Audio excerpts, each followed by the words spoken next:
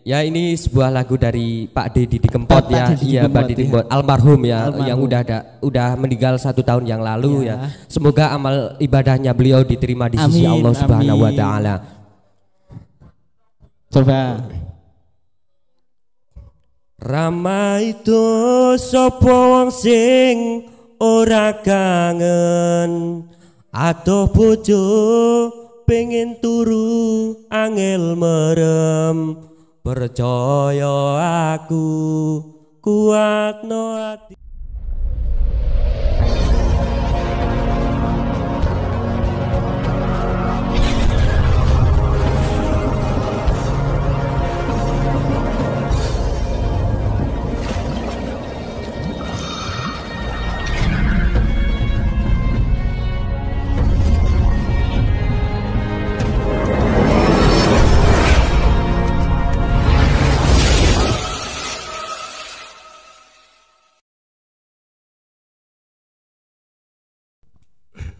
Assalamualaikum warahmatullahi wabarakatuh. Waalaikumsalam warahmatullahi wabarakatuh. Alhamdulillahirabbil alamin. Gimana kabarnya Misbah? Alhamdulillah baik, selalu dalam lindungan Allah ya. Alhamdulillahirabbil alamin, selalu dalam lindungan Allah. Baru tadi ngapain saja ini tadi? Sebelum acara podcast. Biasalah, kegiatan di pondok kan mengaji. Oh iya, mengaji. Iya. Tapi ini mengganggu pengajian atau tidak ini? Tidak. Oh ya, tidak. Insya Allah tidak ya. Langsung saja pada podcast kali ini, sebelum masuk ke pembahasan, saya akan membawakan temanya dulu ya. Satu, keinginan sendiri ataupun terpaksa?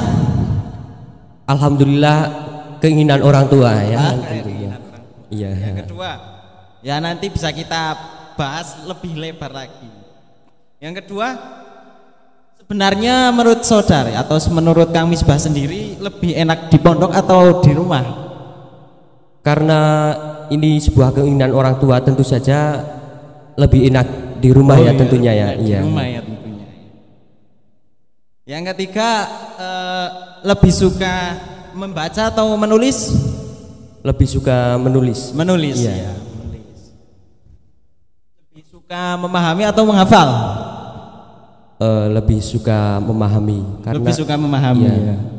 Yang kemudian, yang kelima, suka menyendiri ataupun berkumpul bersama-sama? Bagi saya lebih suka menyendirilah. Lebih suka menyendiri gitu iya. Ya. Oh iya, itu harus seperti itu. Di masjid atau di kamar? Di kamar. Di kamar. Iya.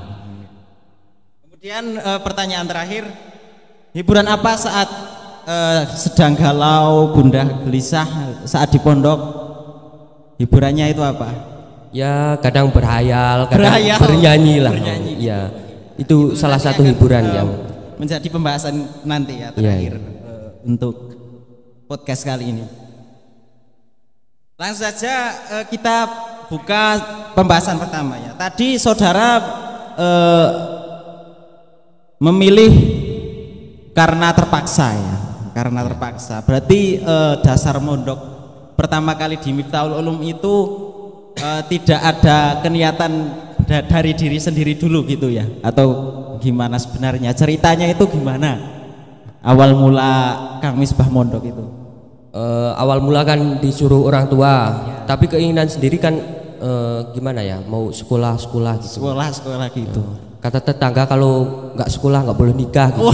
Kan itu marah itu tetangga yang kok bisa seperti itu? Apakah tetangga itu mindsetnya itu seperti apa? Pemikirannya kok bisa mengatakan ketika tidak sekolah nanti nggak boleh nikah itu? Padahal kan kalau kita tabrakan dengan hukum ya kan, hukum baik agama maupun negara itu kan yo ada hubungannya dengan yang namanya pondok. Hubungannya itu apa? Yo seperti halnya akad ataupun syarat-syarat nikah itu kan banyak sekali.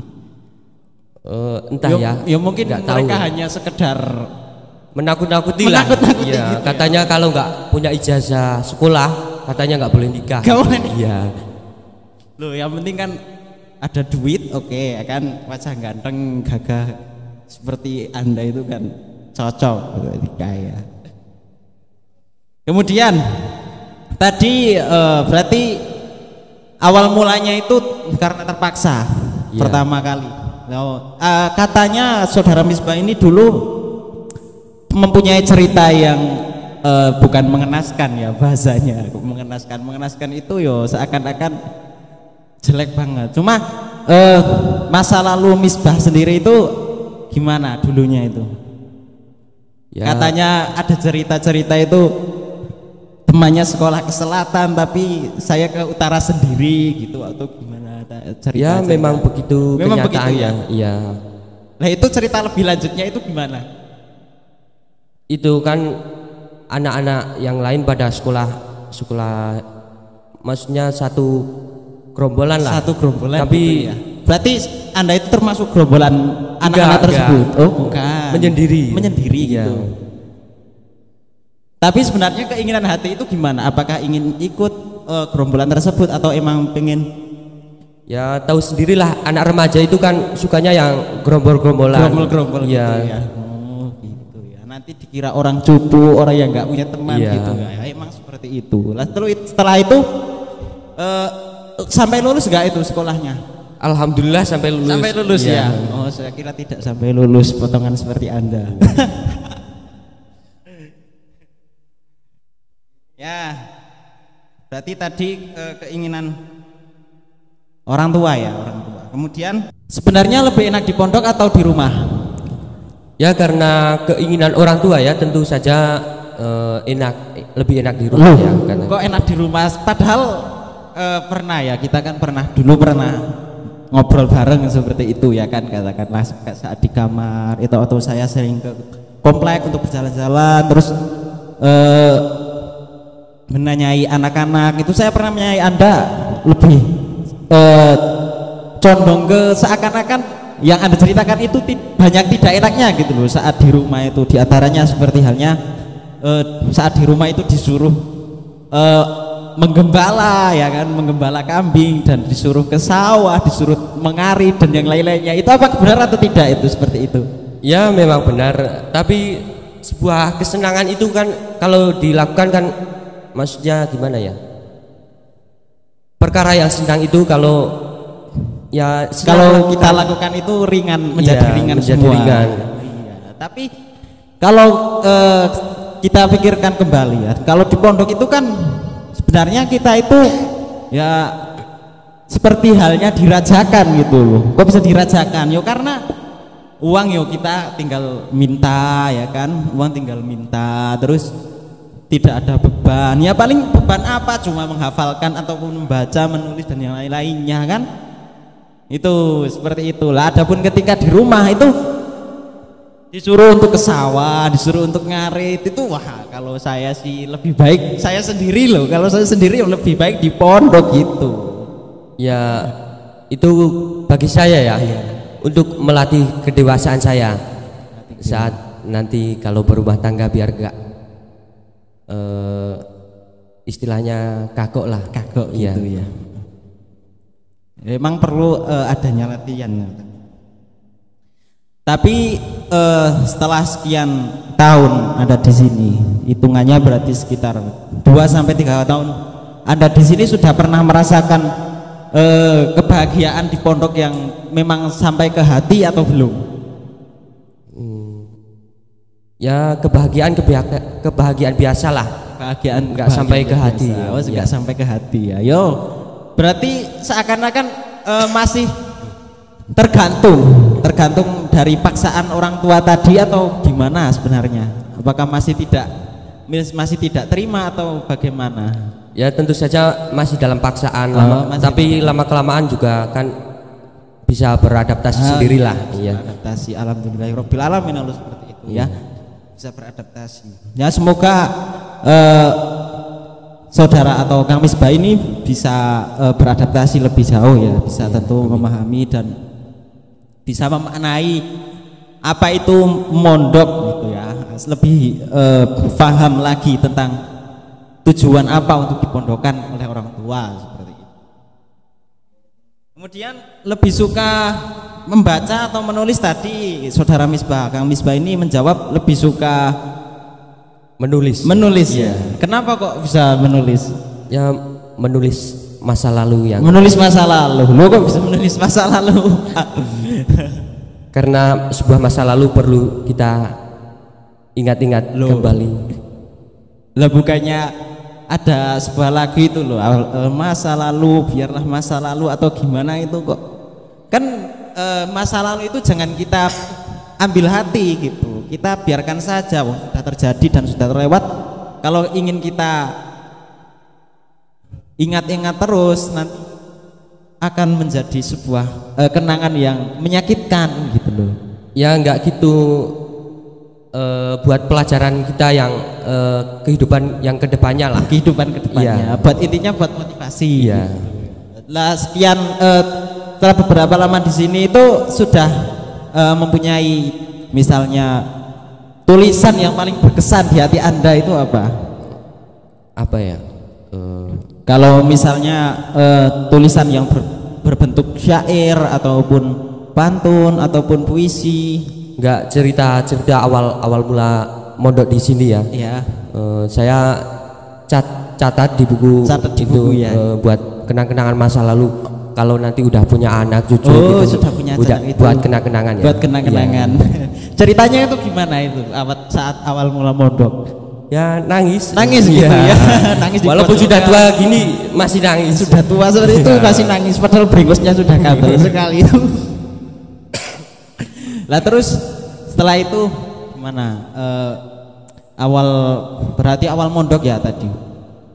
Menangis terus cara supaya menghibur diri itu gimana?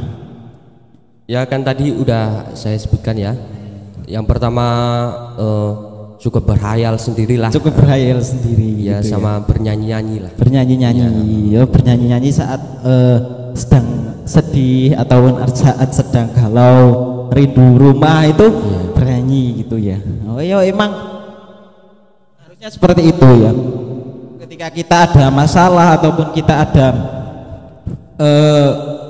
sesuatu yang di situ menjadikan kita galau, gundah dan gelisah itu yo kita harus punyai jalan keluar sendiri gitu.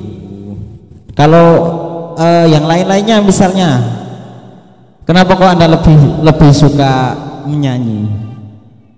Karena menyanyi itu bagi saya ya sebuah hiburan yang sangat menghibur hati lah. Menghibur hati gitu ya. Kemudian suka menyendiri atau berkumpul bersama teman-teman? Lebih suka menyendiri ya. Lebih suka menyendiri. Kenapa kok lebih suka menyendiri? Ya menyendiri berhayal itu kan bagi saya ada kenikmatan tersendiri. Kenikmatan gitu. Tersendiri ya daripada kumpul-kumpul bareng teman-teman lah gitu. Lah kalau nanti misalnya punya masalah ataupun saat ingin meminta tolong kepada orang lain itu minta tolongnya kepada siapa biasanya temannya itu? Ya teman yang akrab lah. Teman yang tentu akrab. Saja teman yang akrab ya. Ya. Gitu.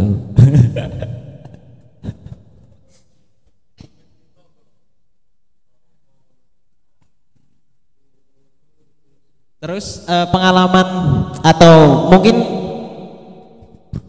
punya cerita saat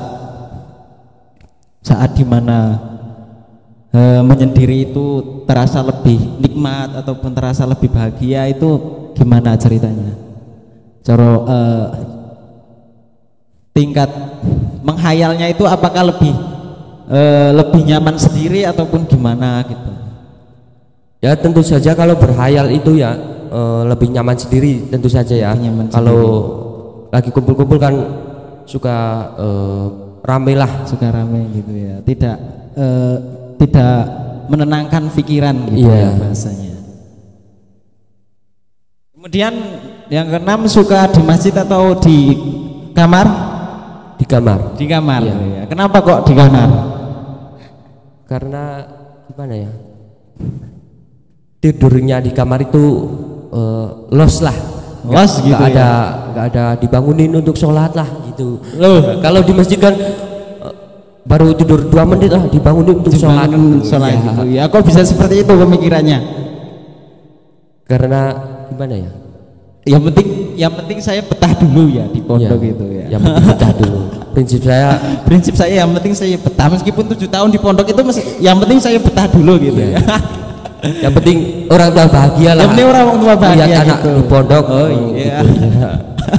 Nggak tahu anak di pondok tiduran atau malas-malasan lah. Yang penting itu, betah di pondok dulu. Pemikirannya itu sangat ajos sekali Anda itu.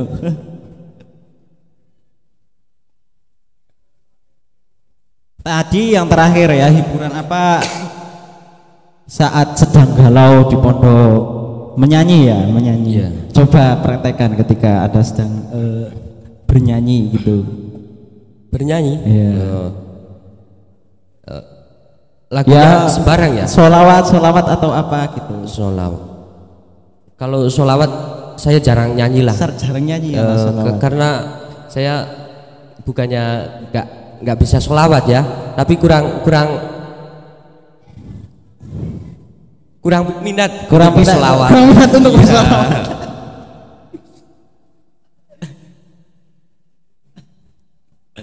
Berarti sukanya lagu apa itu? Dangdut gitu ya? Iya, lagu campur sari lah yang dibawakan oleh almarhum Pak Didi Kempot ya. Didi Kempot. Ya. Hafal sekali. Kalau syair-syair gitu tahu atau tidak? Ya, belum tahu. Misalnya seperti halnya syair dalam Alfiyah Ibnu Malik ataupun dalam Amriti gitu, ataupun bait-bait Alfiyah terus diteroboskan ataupun dimasukkan ke not-not lagu-lagu dangdut seperti itu gitu kan, lebih bermanfaat lagi gitu loh daripada dangdutan asli gitu ya kan? Ya memang bermanfaat lah, tapi kurang menyayat hati lah. Menyayat hati ya, gitu ya. Bagi ya, saya kurang menyayat. Oh iya, hati. Iya, kurang menyayat hati gitu. Kemudian ya pesan untuk yang di rumah.